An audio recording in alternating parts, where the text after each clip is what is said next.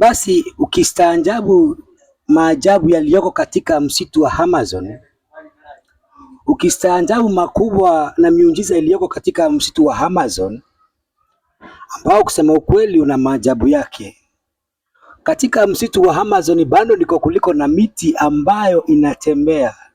Katika msitu wa Amazon ndiko kuliko na chura ambaye anaitwa glass frog, ambao kama ana kila chakula chake, ukimwangalia hivi utaona kinachoendelea katika kusiagwa kwa chakula kile katika mwili wa huyu chura. Bado katika msitu wa Amazon ndiko kuliko na samaki aliye na umeme wa hali ya juu, ama ambaye ni electric fish, ambaye anaweza kukupiga shot kuliko stima ya kawaida. Katika msitu wa Amazon bado ndiko kuna yule nyoka mkubwa zaidi na hatari zaidi kwa jina la anaconda. Basi kustaajabu yote haya maajabu katika msitu huu, bado mambo hujajaona. Staajabu yaliyoko katika msitu wa Hoia Baju. Hoia Baju ni msitu ambao uko kule Romania.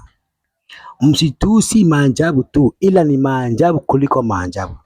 Katika msitu huu inasemekana kwamba wale watu wengi washaingia kwenye msitu huu hawajawahi kutoka tena. Kwanza jina la msitu huu Hoia Baju lilikuwa ni jina la binadamu ambaye alikuwa ni tajiri aliyekuwa na mifugo yake zaidi ya 200. Aliingia katika kulisha mifugo wake katika msitu huu wa Hoia Baju nchini Romania. Hakuwahi kutoka tena, wala maiti yao haikuwa ipatikana katika msitu huu wa Hoia Baju. Basi ndio maajabu mojawapo ya maajabu yaliyoko katika msitu huu. Kuna wanasayansi walioingia kufanya utafiti wao katika msitu wa Hoia Baju. Wanasayansi hawa hakukuwahi kutokea hata mmoja, walikuwa wawili.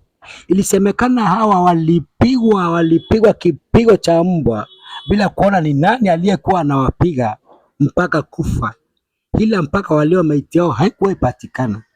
Katika msitu huu walishaingia wanahabari kuchunguza kuna nini katika msitu huu wa Hoia Baju.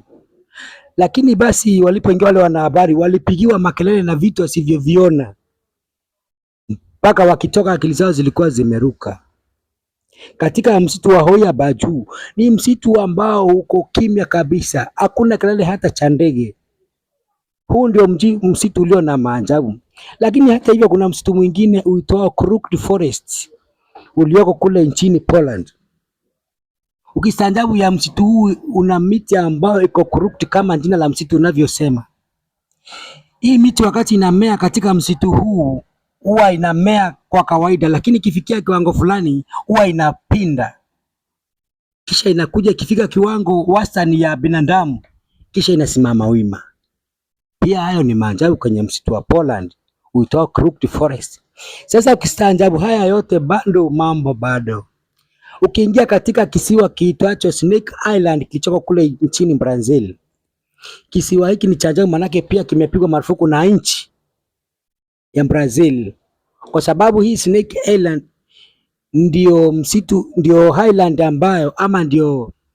ambayo iko na nyoka hatari zaidi, nyoka waitwayo